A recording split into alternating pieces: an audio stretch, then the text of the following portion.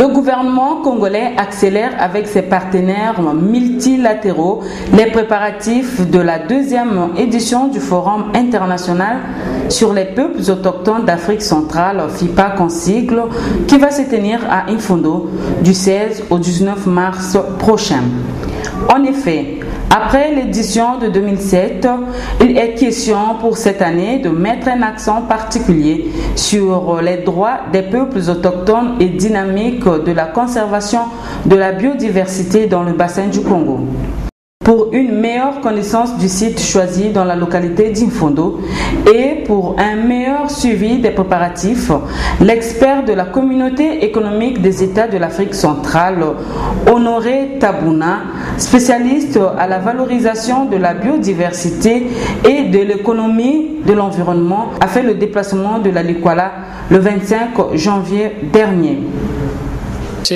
En tant qu'institution sous-régionale en charge, entre autres, de la mise en œuvre de la politique sous-régionale en matière d'environnement et de gestion de ressources naturelles, est venue ici au Congo, à Brazzaville, à Infondo, pour faire une évaluation sur l'état d'avancement des préparatifs du deuxième forum international sur les peuples autochtones.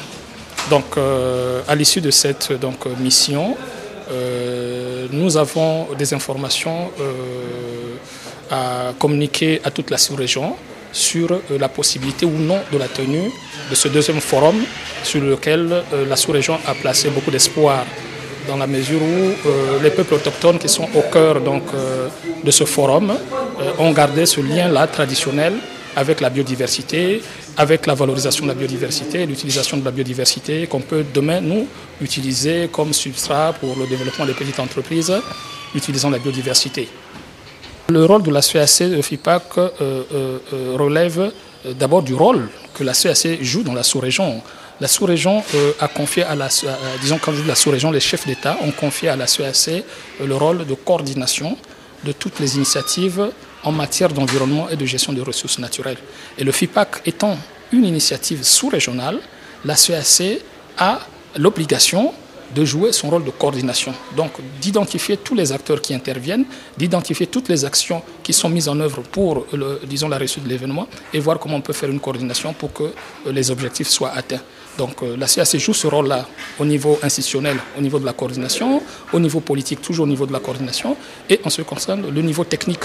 Nous appuyons, l'équipe en place ici, sur le plan technique et sur le plan financier. Nous avons un apport, à faire en ce qui concerne, par exemple, la prise en charge de tous les peuples autochtones qui vont faire le déplacement des pays de la sous-région, des pays membres de la CEAC, vers Brazzaville, vers Infondo. Et nous aurons d'autres, supports financiers qui vont toucher, par exemple, l'organisation des événements culturels sur place, des apports financiers en ce qui concerne la communication aussi.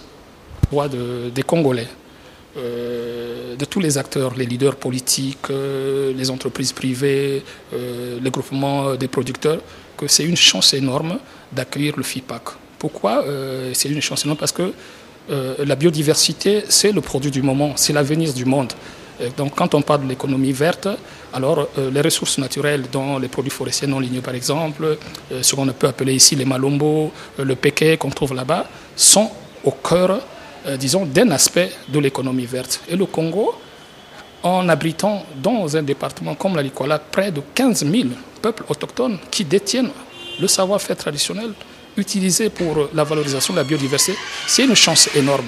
Donc le Congo, en abritant le forum et en soutenant le forum, se place vraiment au cœur de l'émergence de l'économie verte qui maintenant, dans plusieurs pays, occupe une place importante. Au Gabon, par exemple, on parle du Gabon. Donc les Congolais devraient beaucoup croire au FIPAC et soutenir le FIPAC. Donc s'il y a des gens qui écoutent, qui n'ont pas encore contribué et qui sont capables d'apporter quelque chose, ce serait très, très intéressant parce qu'à partir du FIPAC, nous retraçons là même l'histoire de notre, de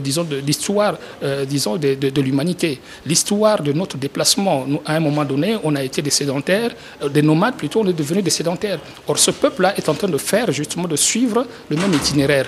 Donc, ce serait vraiment très intéressant que le Congo devienne demain la vitrine de cette, de ce passage-là vers la vie de nomade et la vie de sédentaire. De retour à Brazzaville, le 31 janvier dernier, Honoré Tabouna a eu une séance de travail avec le comité d'organisation de ce deuxième FIPAC. Lequel comité est patronné par Sébastien Poussa, directeur de cabinet du ministre de l'économie forestière, de l'environnement et du développement durable. Cette réunion a été organisée pour faire le point des préparatifs du FIPAC 2. Signalons que la communauté économique des États de l'Afrique centrale, CAC en sigle, est le coordonnateur de ce FIPAC 2.